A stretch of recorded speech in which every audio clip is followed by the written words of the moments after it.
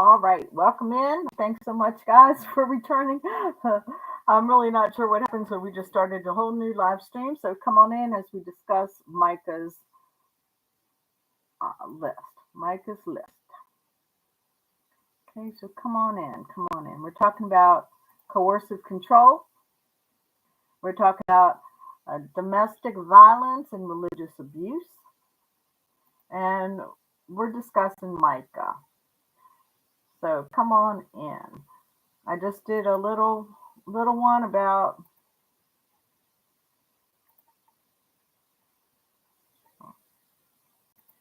I don't know. I'm playing with the buttons here as I'm getting set. So come on in. We're talking about Micah's list, the first 6 items. So come on in. Everybody's welcome. Thank you so much for joining me today. All right. So we're going to talk about Micah's list. Come on in. Come on in.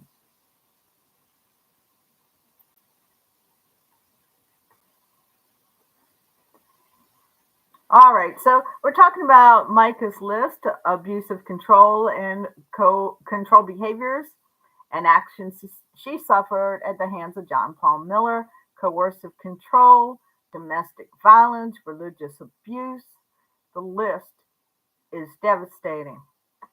Keep in mind, there have been no charges filed, so we're just going to go with that and wait until that day happens. We're allowed to have our opinions because we are not a judge or jury. We are just a small time little YouTube content creator, and these are my opinions and only my opinions. All right, so number one, uh, narcissistic control, coercive control. The first thing on the list, isolating her from her family and friends. JP cut her off from family and friends, taking her contact list by confiscating her cell phone, hiding it from her, telling her that her family is using her and are not good people and she should disassociate with them, forbidding her to spend time with friends or questioning her incessantly about it so that the harassment outweighed the benefit of having a child.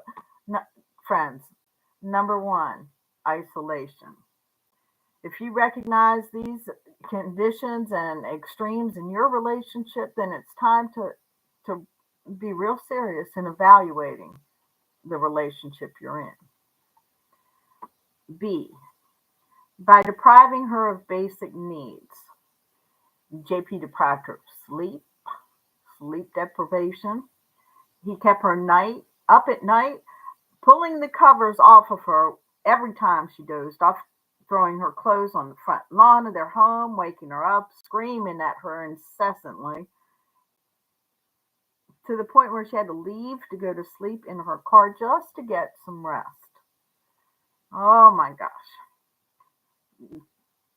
C, stalking, tracking her whereabouts. JP hired a private investigator to follow her and track her and put multiple GP3 tracking devices on her car after they separated, and would follow her and find her where she was, even at her sister's house. She had no safe place to be. And then he would drive by very slowly to make sure she saw him. He would walk into any place she was and go up to the table or area and make a comment or stand afar so she could see he wasn't present. Like a monitoring demon. Oh, here's the next one, monitoring her communications. JP took her cell phone and went through her text messages. If your friend or lover is going through your call log, you might want to wonder why. And claims he found 18 people. Remember, he said 18 people had told her, don't talk, or if you need someone to talk to, basically. But he really hated that. So he claimed he found 18 people that texted her and they were willing to listen to her if she wanted to talk about her husband. He admitted this in a sermon. I'm sure a lot of you have seen it. JP hacked into her email, her iCloud account, and Facebook account and took over her identity by texting people back from her phone. We're talking about a grown man. He is 45 years old. Taking control would be the next one. Taking control over aspects of her life.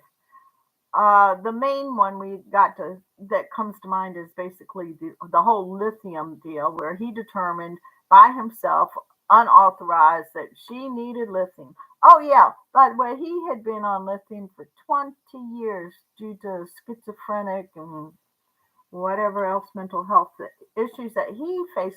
He, in my opinion, projected it on her and forced her to take medication sometimes that wasn't even prescribed to her. JP controlled who she could associate with, where she could go, and all aspects of her life as stated herein throughout. He took her driver's license, her wallet, her purse, her car, her house keys, and changed the locks on the door. And the last one is depriving her of support services. JP took her cell phone, her car, her Apple Watch, and convinced her she did not need a lawyer, and from the pulpit gave a sermon and chastised her. And any woman or man that texted his wife that had encouraged her to confide in them about her husband, the pastor, thus shutting down even a private confidence. She became afraid to speak out. Coercive control. These are almost like textbook patterns of abuse that you see in coercive control.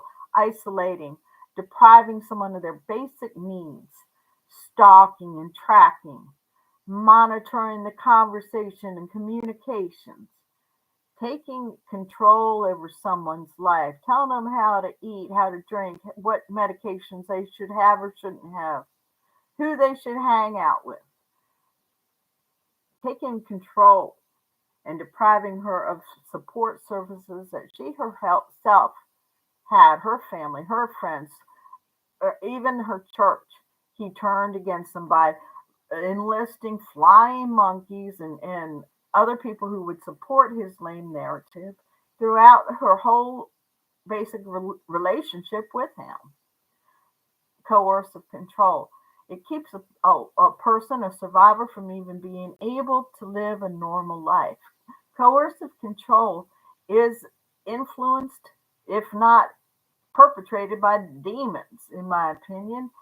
I think there's enough evidence to show that it's a dark spiritual world that would enlist those types of tactics to control somebody, especially people that supposedly you love. You know, what's going on with that? Okay, so I wanted to bring up some of the tactics of coercive control that we've seen in Mica's case. There were some other things that I wanted to share with you too, besides Mica's list, if you bear with me as I pull it up. Okay, so the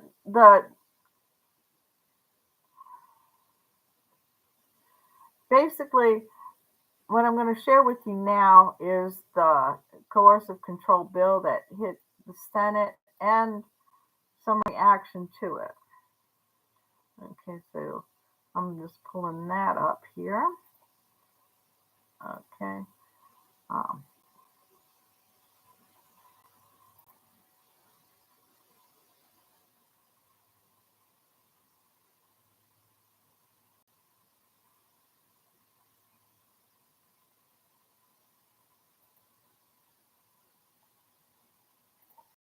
Okay.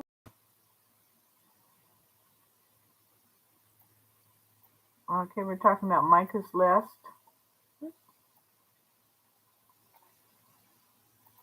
Are speaking out about a bill introduced in the state Senate to strengthen protections for victims of coercive control. Senator Stephen Goldfinch of Murrells Inlet says it's because of Miller and her family that the bill is seeing light again. News 13's Adriana Lawrence has the story new at 11. Several coercive control bills have been filed in past years, the most recent one in 2021, but never made it out of committee. Mica's family says they believe if one was passed then, she would still be here today. Mica did not have to die for Mica's Law to be written. Sunday marked 1 year since Mica Miller's death. Robeson County officials ruled her death as suicide after she was found at Lumber River State Park with a gunshot wound to her head. Allegations of abuse by her husband, Myrtle Beach area pastor John Paul Miller, have gained national attention. Police reports state Mica told officers she was being tracked and harassed on multiple occasions. Since then, it's prompted many, like attorney Regina Ward, who represented Mica, to seek stronger laws. I think that people need to be paying attention. So whenever that next turnover comes to who you're going to vote for for someone who's going to be protecting your daughters, that's going to pass laws that'll protect your sister, that'll protect your mother. The bill aims to protect victims beyond just physical abuse, using what Mica experienced as the foundation. Mica's sister Abigail Francis and Ward spent months reaching out to lawmakers, including Senator Luke Rankin, who's also chair of the committee where the last bill died. Francis said she had an appointment with Rankin set up last June, but it was canceled because he says in an email he wasn't aware of it. He goes on to say if a bill is passed in the Senate, he'll assign it to a subcommittee for consideration. Ward says she's reached out to his office 12 times via email and has only ever heard back once, very recently. We elected you to be in that position, and you are taking advantage of it and completely dismissing a very important thing that's going on in your community. And that's sad. Unlike others, she says Goldfinch's office answered. While the recently filed bill is almost the same as the last one in 2021, Goldfinch says all bills need work and can be amended. There's quite a few situations in the law that aren't accounted for, what we call loopholes, right? Loopholes in the law, especially for a couple that's in a relationship, especially even more so for a married couple. Goldfinch says since he filed the bill, he's had many victims reach out to him, making him more aware of the issue. He says he expects the bill to reach the Judiciary Committee in January and pass next year. I wish we could do it faster, but that's the process. Just hang tight. Give me some time to work on it. Mica's sister and father say they think Mica would be proud to see her family working to protect future victims. She would be in my seat. I would be at home doing all the research stuff, and she would be the one talking to you. She would, whether she was here or not, and this was brought to our attention, we would still be doing it. Now, we've also reached out to Senator Luke Rankin multiple times in the last few months, but have not heard back. Mica's family asked instead of posting on social media to advocate for stronger domestic violence laws, reach out to your legislators. Okay. Reach out to your legislators, people. This has hit the Senate floor. We can't just let them dismiss it like it's not important. Like Mica's life wasn't important. Like your daughter's life or your wife or your life. Everyone's life is important.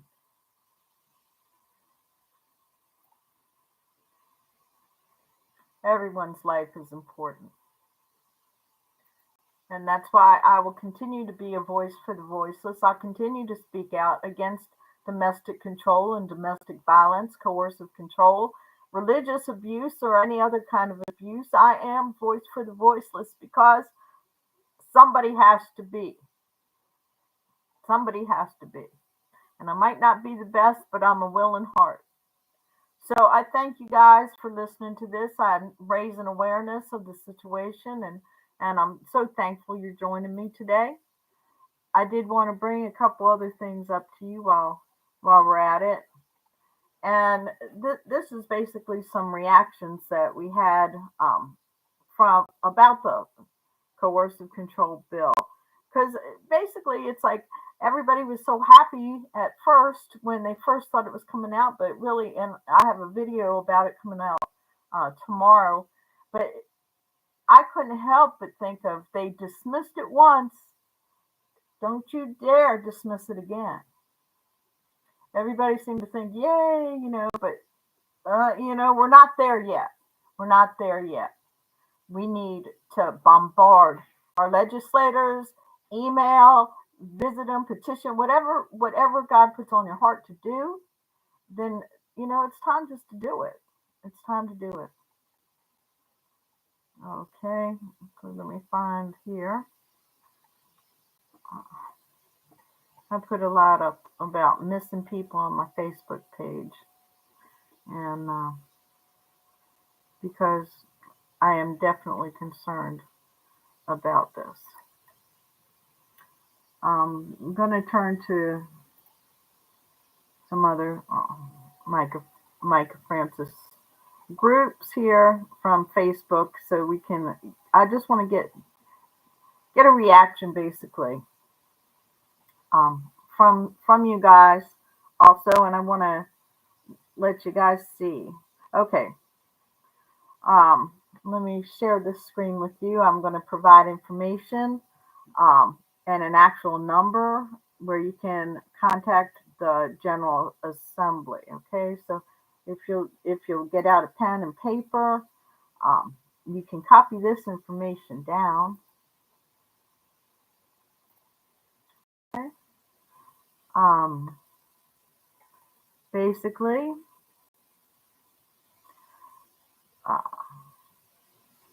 the information is for the South Carolina General Assembly, the 126th session, 2025-2026,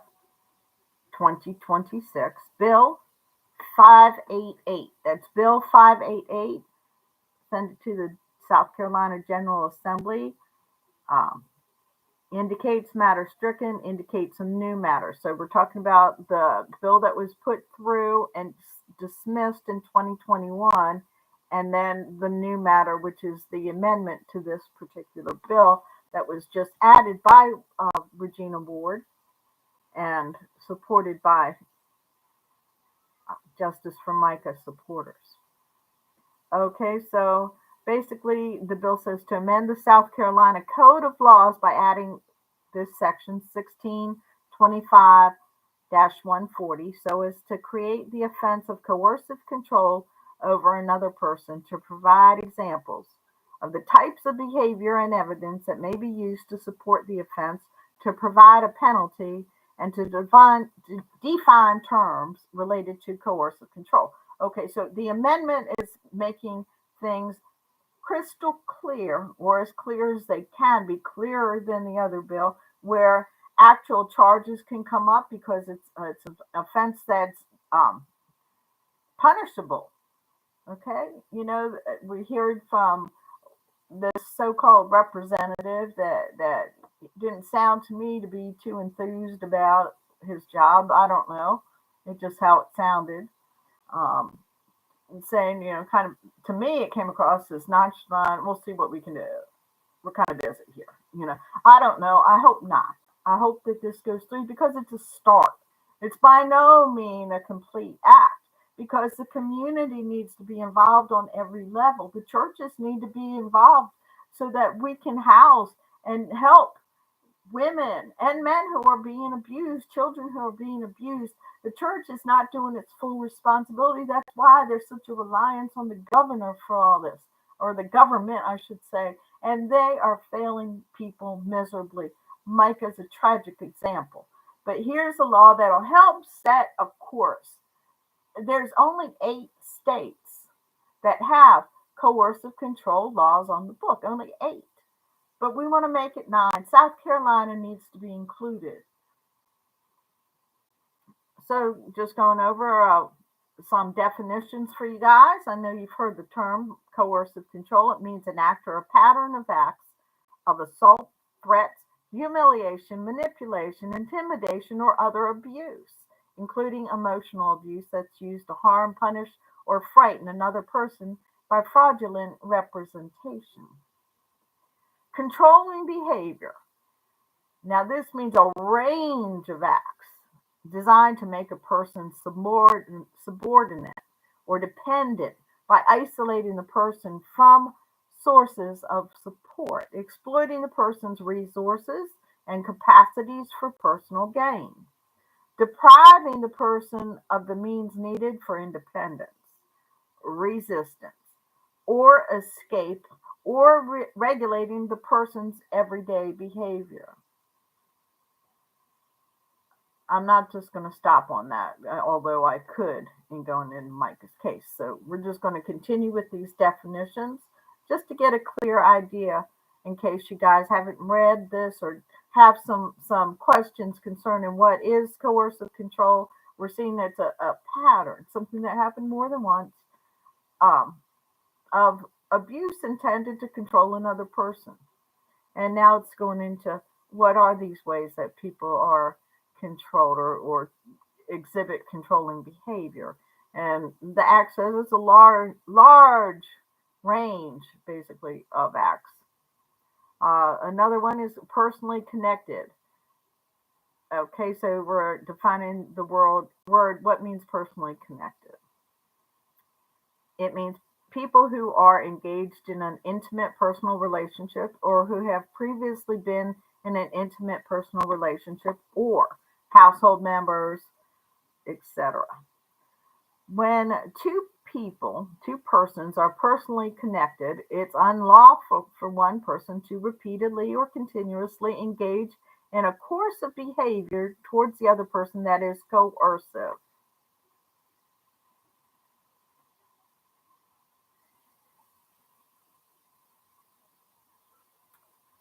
All right, I'm sorry I got distracted just a minute.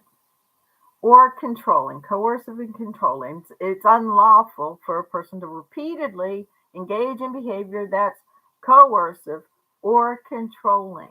That results in the person fearing, or in at least two occasions, that violence will be used against them or that results in their mental distress, such as their day-to-day activities, suffer substantial adverse effects. Basically, it's controlling behavior that happens more than one time, because one time could just be recognized as some kind of freak accident, I guess. But this is showing coercive control, a pattern of behavior that adversely affects the person, creating fear in them, intimidation, affecting their mental health, their daily capacity for earning money, for any of these things, even to the point of where their personal items are taken away from them so they can't even escape if they need to. Coercive control we're talking about.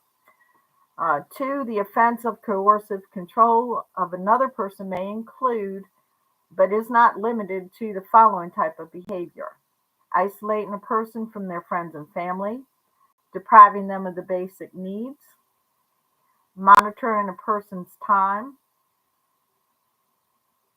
I wonder how I can close that. Taking control over aspects of a person's everyday life, including where the person may go, who the person may see, what person may wear, and where they might sleep. We're talking about coercive control. Depriving a person access to support services, including medical services, and repeatedly insulting a person, including expressing the person's worthlessness. Enforcing rules and activities that humiliate, degrade, or dehumanize the person. Forcing a person to take part in criminal activity. Remember Mica talking about being forced to use illegal drugs? Horrible behavior, including shoplifting and neglect, abuse of children, or anything that could affect the person's self-esteem, that infringes even on their moral attributes. To encourage the person self-blame, prevent disclosure to authority, because these type of people like to extort or blackmail the other person. Financial abuse, including control of finances and only allowing a person in as or a small pittance, a punitive allowance. Threats to hurt or kill, threats to a child, threats to reveal or publish private information or extort from the person or member of the family in retaliation by legal or other means, like the revenge P. Remember, threatening to show private pictures of her, to humiliate her, to degrade her. Horrible. Assault, are or preventing the person from having access to transportation.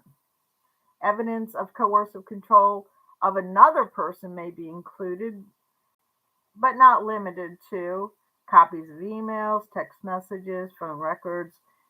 They may be able to submit this type of information. I'm assuming that's saying evidence of abuse over internet, digital technology, social media platforms,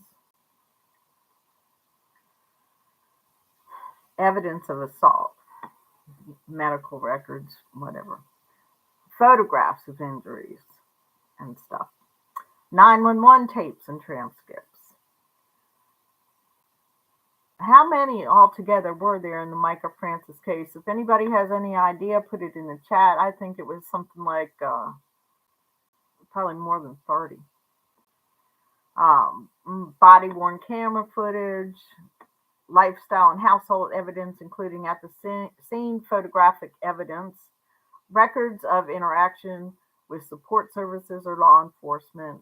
Okay, basically police bills, medical records, police records, medical records, witnesses, their testimony, bank records to show financial misconduct or that type of thing, previous threats made to other people in the family.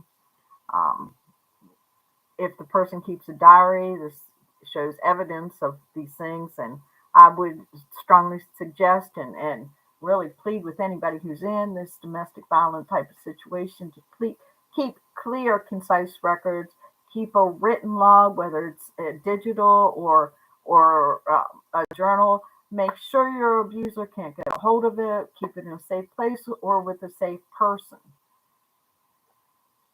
I can't stress keeping a journal enough. Evidence of isolation, whatever you can prove to show that you've been isolated, evidence of isolation such as lack of contact between family members and friends, person withdrawing from activities such as clubs and other life events, weddings, funerals, etc. The provisions of this section do not apply to actions taken pursuant to a legal arrangement, granting one person power of authority over another person, including but not limited to the power of attorney, etc., etc. Basically, under no circumstances is it a reasonable defense if the actions caused another person to fear that violence would be used against them. So, basically these accusations are up now. These accusations have turned into a list, which is now presented as a law to the Senate. I strongly suggest, if you're supporting this, to do it through the legislator at this point and get the word out one way or another. We love Mica and we love you, and we support you guys as survivors and of those who are actually supporting survivors also. Keep doing what you do. I love you. This is Chevy Cool Lady. Thank you for joining me today, and I will see you in the next video.